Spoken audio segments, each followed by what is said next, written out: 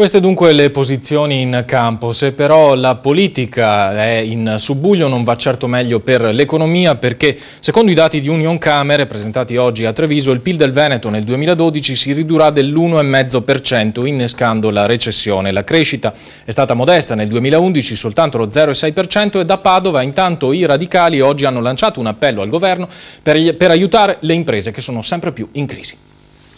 Un appello al governo Monti per dare ossigeno all'economia italiana gravata da una pesante crisi di liquidità e da una burocrazia ancora più dannosa. Equitalia, smalti debiti, IVA per cassa, tempi di pagamento certi. Sono 4 i punti sintetizzati dal Partito Radicale e dalla CGA di Mestre nell'incontro a Villa Ottoboni, a Padova.